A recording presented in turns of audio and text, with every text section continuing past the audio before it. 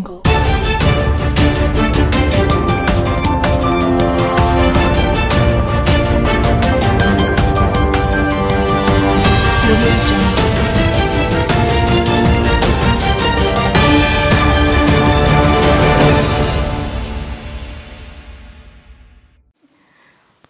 To TJ9 news. Amalapuram Settibalija వన సమారాధన కార్యక్రమంలో పాల్గొన్న తెలుగు జనతా పార్టీ జాతీయ అధ్యక్షులు పెద్దింశెట్టి వెంకటేశ్వరరావు మహానగరంలో ఏర్పాటు చేసిన శెట్టిబలిజ వన సమారాధన కార్యక్రమం ఏర్పాటు చేసిన వాసంశెట్టి సత్యం గారు యువకుడు, ఉత్సాహవంతుడు, కార్యదీక్షాపరుడు, మన ఆంధ్రప్రదేశ్ మంత్రివర్యులు వాసంశెట్టి సుభాష్ గారు, అలాగే మన కురుబుద్ధులు కురుపుడి సూర్యనారాయణ గారు, అలాగే వేదిక పైన ఉన్న పెద్దలు, అంటే పెద్ద పేరు చెప్తే నాకు ఇచ్చిన 5 నిమిషాలు ఇచ్చారు. అందుకని వేదిక పైన ఉన్న పెద్దలందరికీ కూడా ధన్యవాదాలు తెలియజేస్తూ, నా సోదరి సోదరులకు, నా జాతి సోదరి సోదరులకు, నా పేరు పెద్దింశెట్టి వెంకటేశ్వరరావు. మేము కాకినాడ నుంచి వచ్చా. అసలు అమలాపురంలో ఏర్పాటు చేశాం. ఏంటిది ఇంత కార్యక్రమం ఏ విధంగా వచ్చింది? ఈ అమలాపురంలో ఇంత ఐక్యత ఎందుకు వచ్చిందంటే స్వర్గీయ దొమ్మేరి వెంకటరెడ్డి గారు, అవునే దొమ్మేరి వెంకటరెడ్డి గారు, ఆయన బర్మా వెళ్ళి సిప్పులు వ్యాపారం చేసుకుంటూ అక్కడ బర్మా కేసరిగా బిరుదు పొంది బర్మా మేయర్ అయ్యి బర్మాలో ఎమ్మెల్సీగా అయ్యి 1920 సంవత్సరంలో అవునే మనకు బిల్లు లేని రోజుల్లో అమలాపురంలోనే ఒక 20,000 మందితో సభ ఏర్పాటు చేసి ఈడిక కులంగా పిలిచే మన్నను శెట్టిబలిజగా నామకరణ చేసిన మహా గురుముద్దుడు మన దొమ్మేరి వెంకటరెడ్డి గారు. ఆయన్ని స్మరించుకుంటూ ఈ రోజు ఏర్పాటు చేసిన ఈ సమావేశంలో ఆయన స్ఫూర్తిగా మనం వెళ్తున్నాం. ఏమిటి? దమ్ము ధైర్యం ఉన్న కులం ఉంది, అదే దమ్ము సత్తా ఉన్న కులం, ఎవరికి లొంగ తిరగలేని కులం.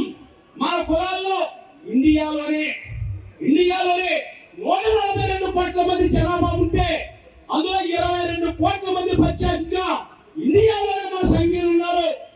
ఇవాళ మన గీత కులాలకు చెందిన వాళ్ళు కేరళ రాష్ట్ర ముఖ్యమంత్రి చేశారు, తమిళనాడులో ముఖ్యమంత్రి చేశారు, కర్ణాటకలో ముఖ్యమంత్రి చేశారు, ఈ దేశానికి ప్రధానమంత్రి కూడా చేశారు. మన ఏమైనా తీసిపోనుకుని అనుకుంటున్నారా? దమ్ము ధైర్యం ఉన్న కులం. మన కులంలోనే శ్రీకాకుళం జిల్లాలో సర్దార్ గౌతమ్ లచ్చన్న ఇండిపెండెంట్ గా నెగ్గాడు, అవునే ఇండిపెండెంట్ గా నెగ్గాడు, ఎంపీగా ఇండిపెండెంట్ గా నెగ్గాడు, అవునే. అలాగే అనంతపురం జిల్లాలో గుంతకల్లో జితేంద్ర గౌడ్ ఇండిపెండెంట్ గా నెగ్గాడు, కర్నూలులో కేఈ మాధవ్ ఇండిపెండెంట్ గా నెగ్గాడు, ధర్మపేక్ష ఇండిపెండెంట్ గా నెగ్గాడు, బాలాగౌడ్ ఇండిపెండెంట్ గా నెగ్గాడు. పశ్చిమ గోదావరి జిల్లాలో జగ్గంశెట్టి వెంకటేశ్వరరావు ఇండిపెండెంట్ గా నెగ్గారు. ఇంకా మనం అమలాపురం చూద్దాం. అమలాపురం పోతే మన ఈ అమలాపురం మహానగరంలో కురుపుడి సిద్ధప్పయ్య గారు ఇండిపెండెంట్ గా నెగ్గారు. ఇంకో చరిత్ర తెలాలి.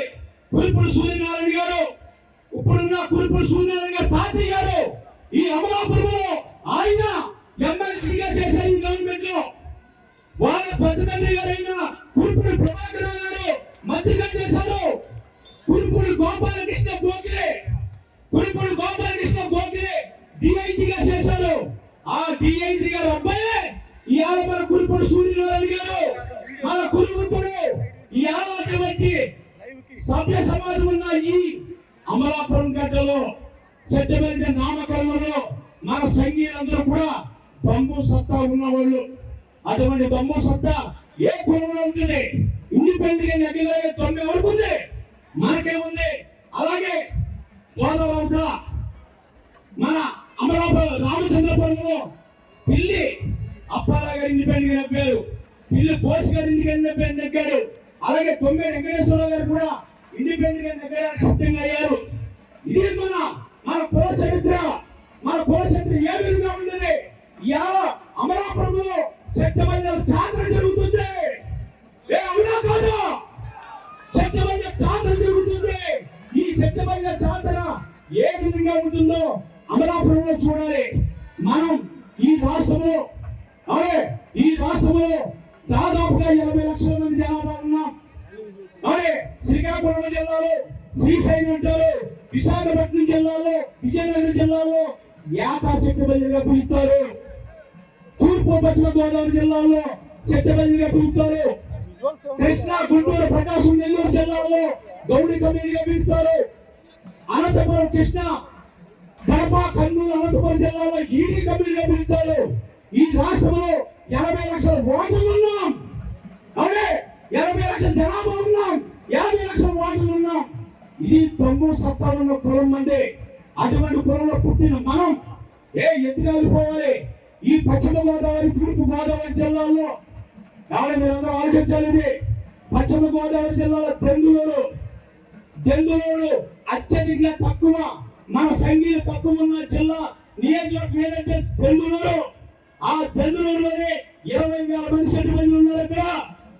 అలాగే తూర్పు గోదావరి జిల్లాలో పట్టుపాడి నియోజకవర్గం 25,000 మంది సభ్యులు ఉన్నారు. మిగిలిన సత్యమైన నియోజకవర్గాలన్నీ కూడా 30 నుంచి 40,000, 70,000, 50,000 దాకా మన సైనికులు ఉన్నారు. ఇదంతా జరగాలంటే ఏ విధంగా జరుగుతుంది? మనలో దమ్ము సత్తా ఉంది. ప్రతి నియోజకవర్గంలో కూడా మనం అందరం కూడా ఇండిపెండెంట్ గా పోటీ చేయడానికి సిద్ధంగా ఉండాలి. ప్రభుత్వం ఏది ఇవ్వకపోయినా, ఏ పార్టీకి ఇవ్వకపోయినా రాజ్యాధికారం కావాలి. ఏం కావాలి? రాజ్యాధికారం కావాలి. మన ఓట్లు మనం వేసుకోవాలి. మనం ఏ రోజైతే రాజ్యాధికారం వచ్చిందో ఏదైనా సాధించవచ్చు. ఇవాళ వాసంతి సుభాష్ గారు వన సమాధానం పెట్టారు. ఆయన మంత్రి అవ్వకముందు ఇంకా ఎక్కువ జనం ఉండేవారు. అవునా కదా? నేను ఇంకా ఎక్కువ జనం వచ్చారు. ఇంకా ఇవాళ రణరంగంగా జరుగుతుంది. అందుకని మనం అందరూ కూడా ఒక ఏడుగుని ఏర్పాటు చేసుకుని అమలాపురంలో మనం ఏ విధంగా చేస్తున్నాం అని తెలుసుకోవాలి. ఏ విధంగా అవుతుంది? సమాజంలో ఓటర్ మంది, మన ఓటర్ మంది దక్కాలి. 2% ఉన్న వాళ్ళు ముఖ్యమంత్రి చేశారు, 4% ఉన్న వాళ్ళు ముఖ్యమంత్రి చేస్తున్నారు. మనం 50 లక్షల మంది ఉన్నాం.